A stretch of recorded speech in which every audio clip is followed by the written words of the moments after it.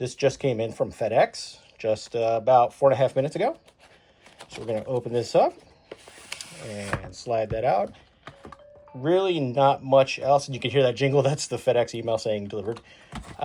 There's not really much else on this packaging other than that big image and the information on the back that has your IMEI numbers.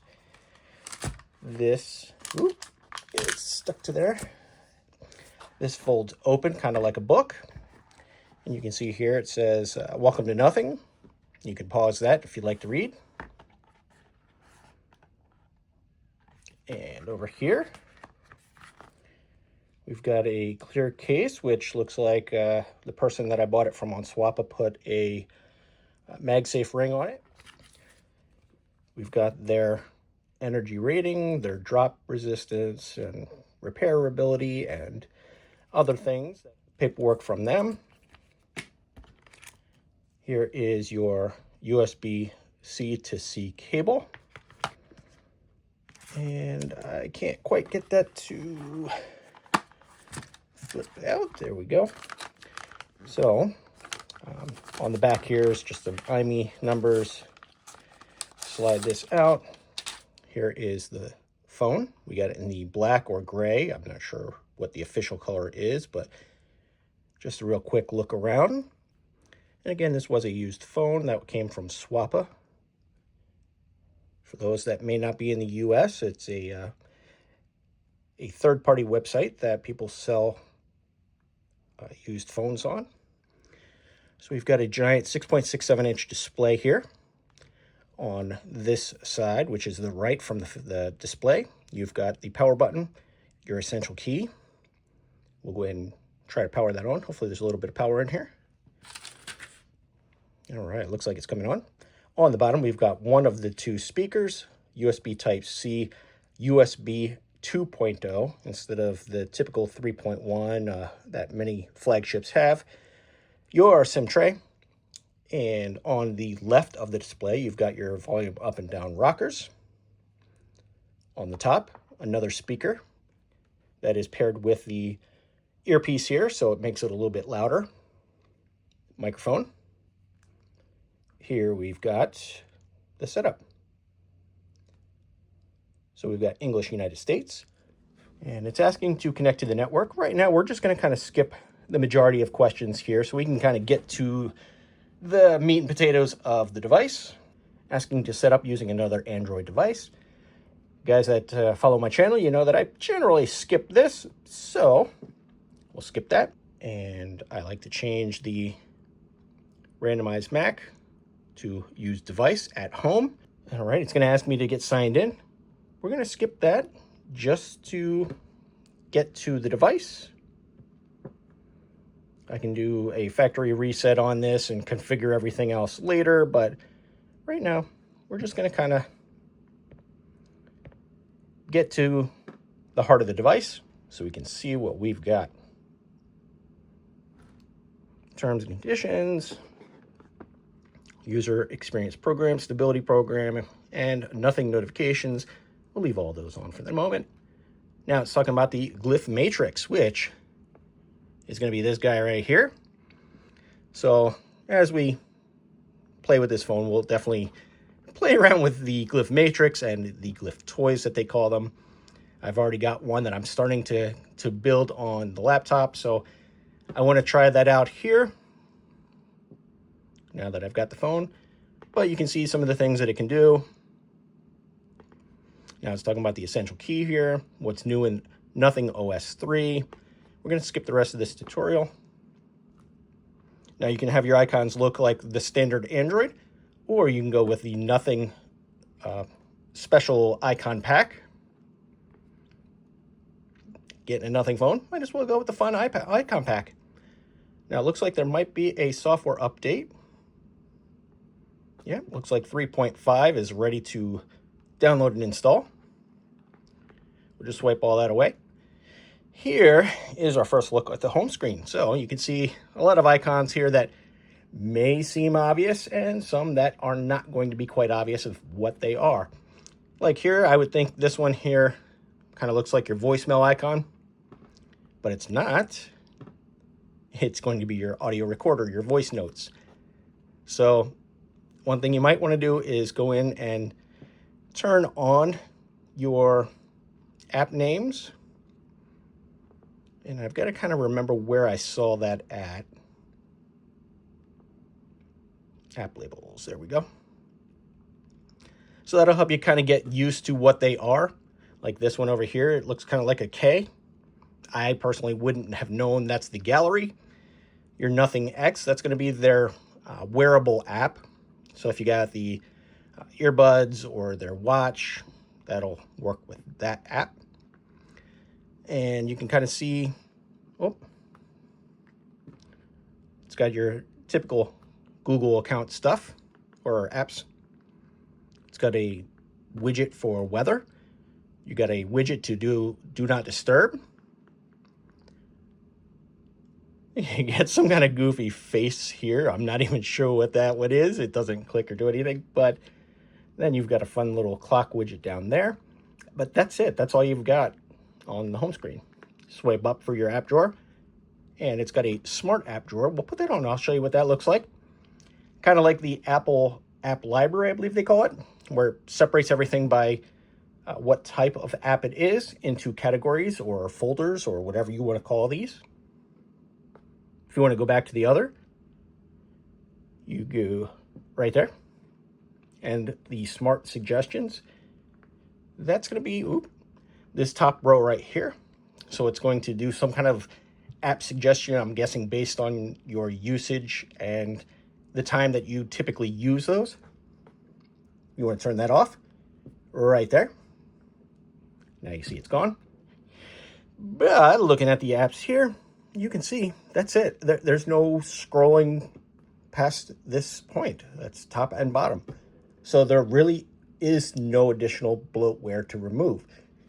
Pretty much everything here is going to be Google apps or the official Nothing apps like the recorder, the Nothing X, the weather, and using the essential key. When you tap it, it takes a screenshot of whatever's on the screen. Add your own notes down here by voice or type. Tap again to save. So to get into all that trash that I just screenshotted, you can go into the Essential Space app there. Kind of tells you what all it does. Right now, I'm just going to say don't worry about location because I am going to do a factory reset on this.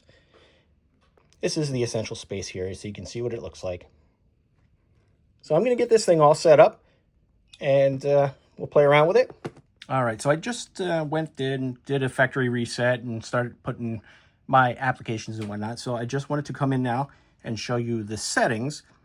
We just recently did a video about the CMF phone, and we did a walkthrough of the settings there. And I just want to compare real quick. This is the CMF on the right. This is the Nothing Phone 3 on the left. And you can see that the majority of things are going to be the same. Network, connected devices. This one has two extras here, the Glyph interface and intelligence toolkit. And then everything else is going to be exactly the same. So we don't really have that much that we need to look at as far as features and differences in the settings area. So we'll get this guy out of the way and let's dive into the Glyph. So here's the Glyph interface, and it's bring the zoom back just a little bit there. And we've got the Glyph lights, so you can turn it on or off. And then it's got the Glyph toys, which is interesting that you can turn those on and off by themselves while still having the light, I guess just for notifications. So then we've got the notifications part, and it says sound and light show, getting started. And here you can customize it. So that's the ringtones, notifications, your essential notifications, filter what's important. Here's your flip to Glyph. So silence on demand, which is kind of cool. You can put that on or off.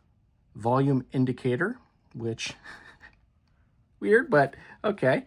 I guess let's check that out. And you can see what it's doing there. So as I'm pushing the volume up, it's going larger. So it's, I guess, interesting. You've got your turn on bedtime, which it's interesting that it's under the Glyph interface, so maybe it just tells the interface itself to follow the bedtime schedule instead of actually just being the entire setup process there for that. But let's see what this says. So here's your flip to Glyph. It says, when flip to Glyph, only essential notifications are allowed to be received. So I guess that's going to tie in with this one. And here you can pause it if you'd like to read that. Okay, so here we have some permissions needed, but we'll go ahead and say notification history. That's cool. So here, missed calls, alerts, and then you can set up rules. And the other setting here, the intelligence toolkit. So you've got your essential space here and wallpaper studio, essential news. It's got an integration with ChatGPT, which the CMF actually did not have. That's fun. We'll have to play with that and see. And then you've got the widget and interaction. So one-tap AI integration. So it looks like when you take a screenshot, you'll have an icon right there. So that is something we'll have to play around with and all right, guys, so do a little feedback on. I had my hands on the Nothing Phone 3 for quite a while now, and I have some thoughts. This has had my primary SIM in it and has been my daily driver for about a week now. And it has surprisingly impressed me. It is a fun device to use, but there are definitely some compromises. So let's dive in. The very first thing that I do like is the display is actually very crisp, very bright, and you can kind of see, you know, there's no issue looking at anything here. It is a very good display, but they do have a cutback here that is an LTPS, which means it only goes down to 30 frames per second or 30 hertz instead of all the way down to 1 like an LTPO. You are getting cheated out with, you know, battery performance, and that kind of hurts for an $899 phone. This is the 512 model with the 16 gigs of RAM, so it's not the $799. But either way, LTPS at $800, $900 is a bit of a odd choice. The next thing I want to show you is, here's the fingerprint sensor. So it's actually very responsive. It is an optical instead of ultrasonic, which is a little bit more secure. But I don't think that is a problem for this device. Would it have been nice to see the ultrasonic? Absolutely. But it's really not a problem, so I won't, you know, fault them on that. The battery life has actually been pretty good. They did something impressive with this hardware and their software optimizing it. So I have no complaints in the battery life, and the charging speed is actually a lot better than the majority of US phone standard charging speeds. So I give them credit for that. And just kind of scrolling through YouTube here, you can kind of see how the refresh rate is and the vibrancy of the colors and stuff like that. Just all right. So if we go into this royalty-free music, you can hear the audio, hopefully through the speakers. It's actually very impressive. The USB port down here is only USB 2.0. Again, for the majority of people, I don't think that they're ever going to notice. They probably will never connect this to a computer and transfer data files like music or whatever. But there's no reason for that in today's, you know, technology. I don't think that would have been a huge price difference for them to put in like a USB 3.1 or something like that. My favorite thing about this phone is absolutely the software. The software on this is just a lot of fun. I love the dot matrix style with all the icons.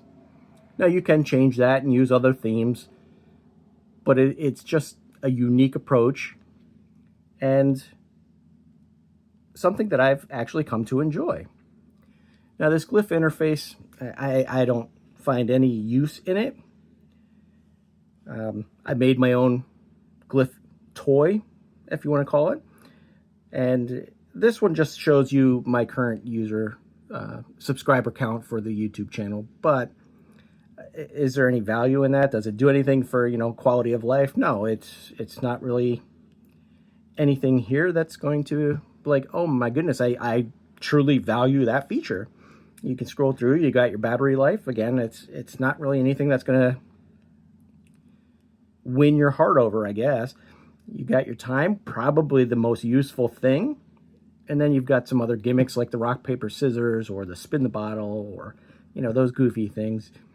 Now, I've looked on their website, their community site for their forum, and there are some people making some toys for this. I don't know that there's any that I've found that are actually interesting. The same with mine. Of course, mine's, a completely useless one, but it was just to show you that you can build something. It's actually not hard to do, but is there any value to it? That's to be determined, I guess. You've got some cool things in the customization, like icon packs. You can actually download your own icon packs off of the Google Play Store and install them directly from this page.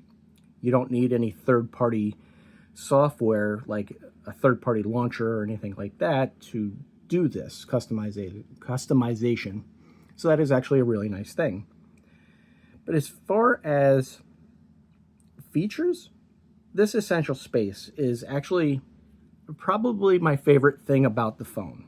So you're surfing the web and you see something that's interesting, like this right here. Just trigger your essential key. Now you got a screenshot of like my example here, US Mobile. They're running a Carrier Week special deal, like you've got the Pixel 10. You got some planned deals. So I'm going to say, definitely go back and check out the US Mobile website for the Carrier Week deal. And you can see the animations down here as I'm talking, the little yellow line at the bottom of the screenshot going up the sides here. It's actually just a cool, fun little touch, and hopefully you can see that well enough on the screen. Not this part down here, but above the voice waves. So I hit that, stop recording, send that into my essential space, and let's go over there and see what we've got. So we've got the screenshot up here. You can see the entire screenshot. It came from Firefox, date and time, but the voice note that we did was dictated, and you can play back the audio. So right here, we should hear something. Is my volume? There we go. And you can see the animations down here. So you can play back your voice note and read it right there from a dictation. So that's just a really cool little feature. And sure, it may not be for everyone, but that's something that I really enjoy from the Nothing phone. Now, I think the final point on this phone, considering all of the hardware cutbacks that they did, they should not use the word flagship at all. This is a great phone. I actually really enjoy using it. It feels good in the hands. It's performed well enough for everything that I've thrown at it, but I would not call it a flagship. I would say that it's a quality phone. I would say that it's upper mid-range, but we don't need those labels. We'll just say that it's a good phone.